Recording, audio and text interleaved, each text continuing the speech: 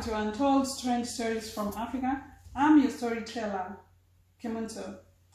Today, we are going to be talking about how our forefathers, grandfathers got married in Africa.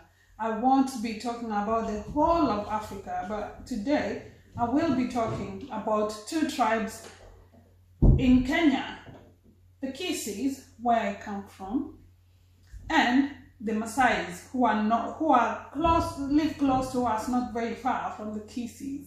This is very interesting. But before we start, I'm going to show you the dress that I'm making today.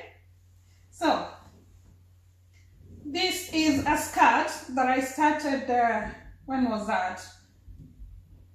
2 weeks ago, but I had to stop because I had orders to do.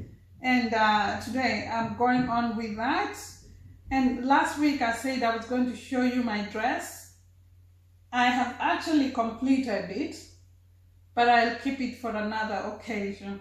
I'll be showing it to you later. So this skirt is going to be long, fishtail skirt. I'll show it to you once it's finished as well.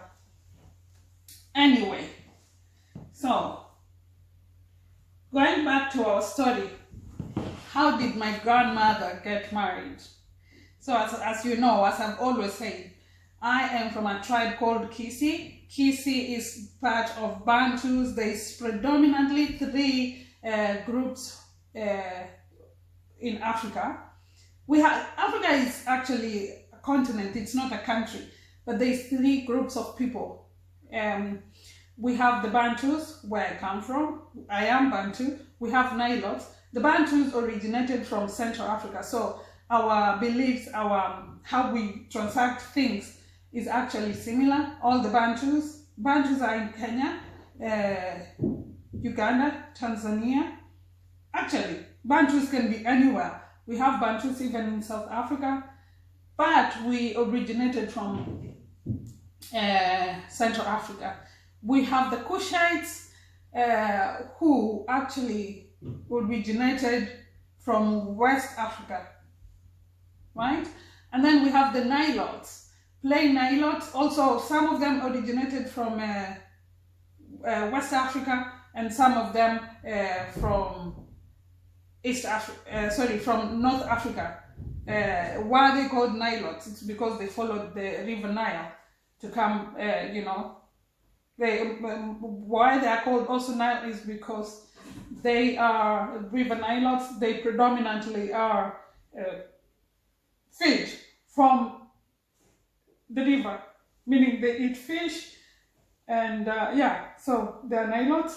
I'm playing Nilotes, like Maasais, who I'm going to be talking about today, just vaguely about marriage, but I will be having a big topic about Maasais later. So, how did my grandmother get married? Here is how she got married. She went to the river. She did not know this guy. She has seen this guy who is my grandfather. God rest their souls in peace because they have been dead for a while. But this is their story. So she's been seeing him walking around and sometimes looking at her. But how they used to do it is that if you like a girl, what do? You wait for her when she's on her own. You get a friend or two, you go and pick her and, without her permission, and take her home. Can you believe that? If it happened today, people are going to be arrested or people are going to be beaten, but that's what they used to do. It didn't have to be only from the river. Sometimes you'll find people, girls going to the market. Back in the day, before the British came and brought for us money, we used to do a trade called barter. What's barter? Barter means if I had salt and you have sugar, we come to the market, you give me your sugar and I give you my salt. That's the trade that people used to transact back in the day, which I think was really nice. Money, we'll talk about that another time. But today is just about marriage and, traditional marriage. So, They take you to their home after a week, maybe after a month, but by then the families will be talking after you've been almost kidnapped. So actually, that's the right word.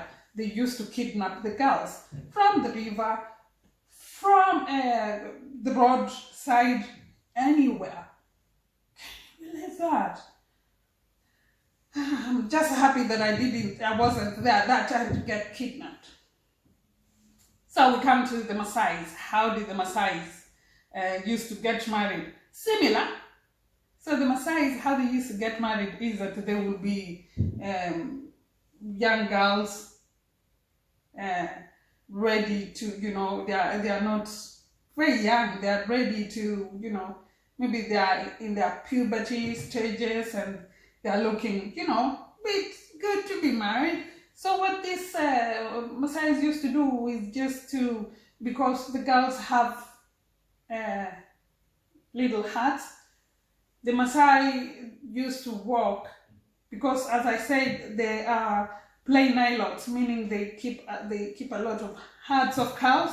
So they'll be grazing their cows somewhere. They see a young girl, they see where she lives. They will wait for the girl to be alone in the herd. They'll put their spear outside the door. They'll go and actually rape this girl. Once the girl has been raped, that means now that that's a marriage that has been consummated. And that's how they used to get married. Was this a good thing? Did our forefathers do really good thing? Because from the Kisiis, I could say personally that is what we call nowadays kidnap and actually rape. And the Maasais did the same. It was rape and almost like proud to be raping somebody. You don't know them, they don't know you. Maybe they have seen you, they didn't know that you have, you have that wish or want to marry them, but I think it was quite different. But then again, that's how a tradition was. Sometimes I think that the British coming to Kenya especially and bringing, new ways of life has been really good for us. Please, I'm not saying this so that you can feel offended for those African fanatics. But what I'm trying to say is that personally, the way my forefathers, my grandfathers and great-grandfathers married our grandmothers and great-grandmothers was not good in my opinion, because who wants to be raped? Who wants to be kidnapped and then raped? Not good. Now, that tradition has actually ended because people are now aware of how bad these things are. So in Africa now, people do nice big weddings. People actually, we get to, to do courtship. And actually before that, during our mother's time, it was similar. People go on the roadside and talk and chat and get to know each other, and then they elope. And after that, also like for my grandparents and great-grandparents and our mothers, even till today, dowry is a very important thing in all over Africa, in African tradition. You have and must pay dowry for the girl that is getting married. So even if my grandmother or great-grandmother was kidnapped and then raped as marriage, still, after a while, dowry was paid. A cow or two, depending on how beautiful she was. And then later it became depending on how well educated she is. And lately, it's about which family they come from, how well educated they are, and what do they bring, to the table. So dowry is still essential from now, but even till today. But back in the day, dowry was just a cow a goat, or maybe 2 cows and 2 goats. So, and sometimes actually they used to give cow skin, you know, as part of dowry. So I don't know what, actually, yes, cow skin used to be polished. We'll have this topic another time because I am gathering material, so I can have to show you for another topic, for another day. So they could polish the leather, you know, the cow skin, until it's very smooth, and that's what they used to wear. You know, they just used to cover the chest will be bare, but they had to cover, you know, the bottom part with the skin. I'll be showing you that another time. So that's why bringing a skin or skins, cow skin or goat skin, was also important, because you are bringing for them clothes or dresses for, you know, for them to polish and wear. Thank you for listening. I hope you like my stories. If you do, kindly subscribe and like, so that next time you don't miss any of my stories. I tell stories every Monday while I crochet. I don't really do a lot of crochet. I am so passionate about telling you the story until I just forget, you know, to do the crochet, but you get the idea. The idea is I'm telling you stories, things you didn't know about Africa, and I really, really appreciate if you like and subscribe and tell your friends to like my stories, because I have a lot of stories to tell you. Thank you again.